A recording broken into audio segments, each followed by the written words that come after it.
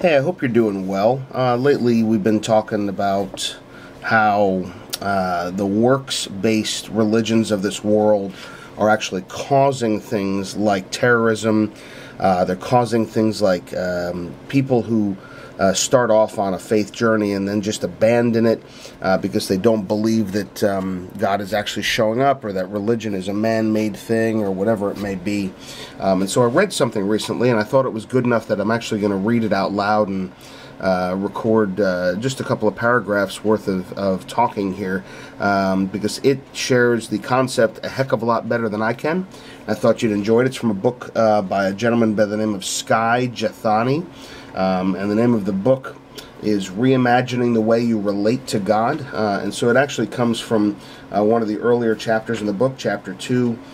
So let me just read this little part here. I won't leave too much commentary with it. I'll let it speak for itself, and you can take from this what you think is important or unimportant. And so it says this. The usual scene in my relative's apartment illustrates how a great many people understand the world. They believe their primary calling is to live under divine rules in order to avoid calamity. Some anthropologists and religious scholars see this sort of simple superstition as the basis for all human religion. They argue that appeasing deities is essentially what all religions do, that we've just become more elaborate and sophisticated in our approach. Let's strip away the convoluted theology and institutional trappings and take a look at religion in its simplest form. Imagine a small community of ancient people in a simple dwelling. They're living off the land. Their survival depends on forces far beyond their control. Would the herds stick to their normal migration route this year? Would the rains come? Would the locusts destroy the crop? Would the fever spread? Rather than explaining these forces of nature through science, as later civilizations would, ancient peoples personified natural forces and linked them with deities. For the ancients, the universe was not governed by laws but wills, the wills of the gods. Spring did not arrive because the Earth's axis shifted and more sunlight reached the northern hemisphere. Spring came because a god willed it to come, but the gods were capricious. Their goodwill towards mortals and the sustaining of natural order required sacrifices, rituals, and human obedience. So religion became the way people participated in maintaining the universe and their own survival. Elaborate systems of superstition and ritual were constructed to make us believe that we are more than passive victims of chance. They convinced us that the blessings or curses of the gods did not occur randomly. Those who followed the rules, obeyed the ritual demands, and appeased the gods were rewarded with blessings. Punishment was reserved for the disobedient and the irreverent. Why didn't your fields produce as much this season as your neighbors? Was it merely bad luck or an inferior method of farming? Not according to the life under God posture. You were less blessed because your sacrifices did not please the gods as much as your neighbors. In this scenario, religion is a way of understanding and controlling otherwise unpredictable forces, and with a sense of control, people feel less afraid. At least that is the intent. Today, we may not offer human sacrifice to ensure the sun will rise, but there are plenty of forces that remain beyond our control or understanding. Will our business turn a profit this year? Will our children stay healthy? Will the investment pay a return? When faced with uncertainty, like the ancients, we still refuse to believe we are passive victims of chance. We want to believe that our actions can and do affect the world around us. In polytheistic or non-Western religions like the Hinduism of my relatives, control is often sought through rituals. Offering prayers and sacrifices is a means of incurring the god's favor. Monotheism, the belief in a single creator God, first emerged around 5,000 years ago and moved beyond the ritualism of more primitive religious systems. The monotheistic religions, Judaism, Christianity, and Islam, seek to win favor and control God by combining rituals and morality. Live according to God's righteous expectations, we are told, and He will bless you and answer your prayers. It is a potent mix of pagan superstition and biblical morality. Although widespread and deeply rooted in human history and civilizations, this life under God approach has a number of significant shortcomings. Perhaps the greatest problem is that it only reinforces the rebellion of humanity we first saw in the story of the Garden of Eden. If you recall, in Eden, the man and women were not content ruling with God, but instead they wanted to be like God and assume a position of control. The irony of a life under God is that we are seeking to exert control over God through our strict adherence to rituals and absolute obedience to moral codes. It is Eden's rebellion all over again. Through our obedience, we put God into our debt and expect Him to do our bidding in exchange for our worship and righteous behavior.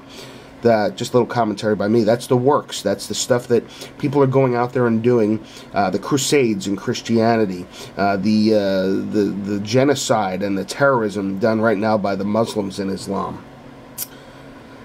Consider the example of Steven Johnson, a wide receiver for the Buffalo Bills. On November 28, 2010, the Bills faced off against their rival Pittsburgh Steelers. The Bills ultimately lost the game when Johnson dropped a pass in the end zone during overtime. After the game, via Twitter, he publicly blamed God for the loss. Johnson wrote this: "I praise you 24/7, and this is how you do me? You expect me to learn from this? How? I'll never forget this, ever." The theology behind Johnson's tweet is a vivid example of life under God posture. The football player has given God his worship when he said, "I praise you 24/7. He confirmed that. And in exchange for this, he expects to receive God's help on the field. When that help does not come, he blames God for failing to uphold his end of the deal. For Steve Johnson and many others, religion is a means of seeking control over otherwise unpredictable events, in his case football games, by incurring divine favor.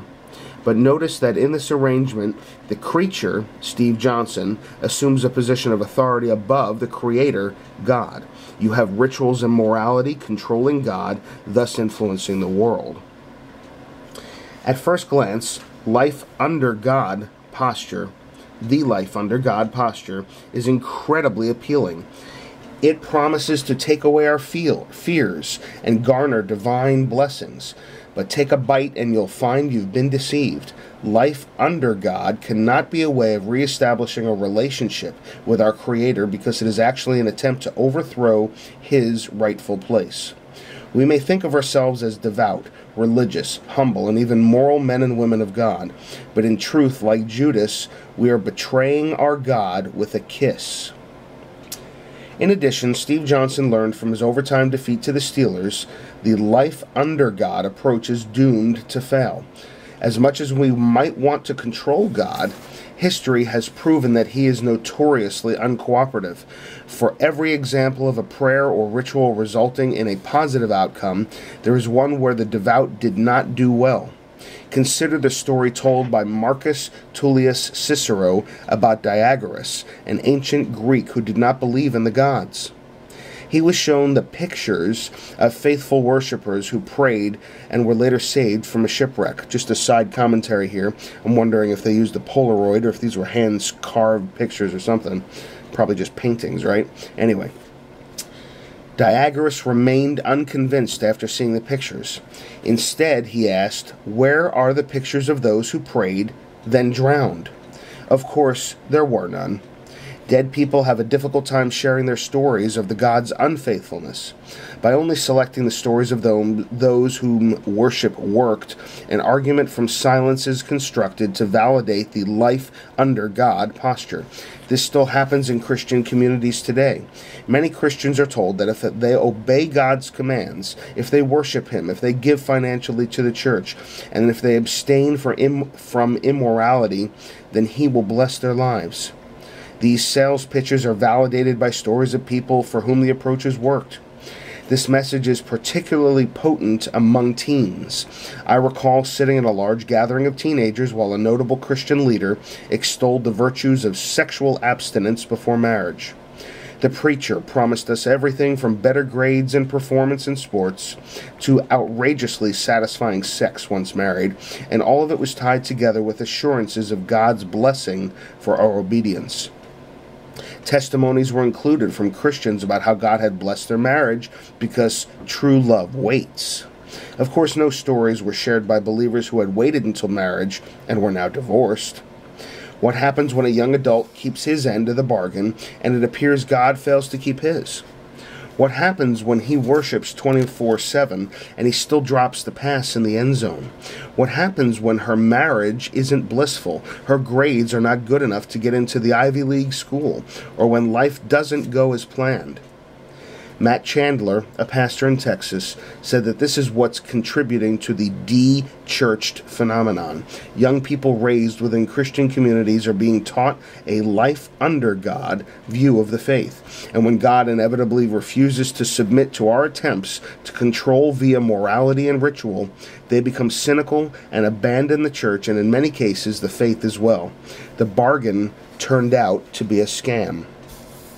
Yeah, so my only commentary really on this is that we now live in a world where the faith of many people is based on their works. They go out and they try to please God. They try to earn something, whether it's favor in this world, whether it's eternal salvation and blessing, whatever it may be.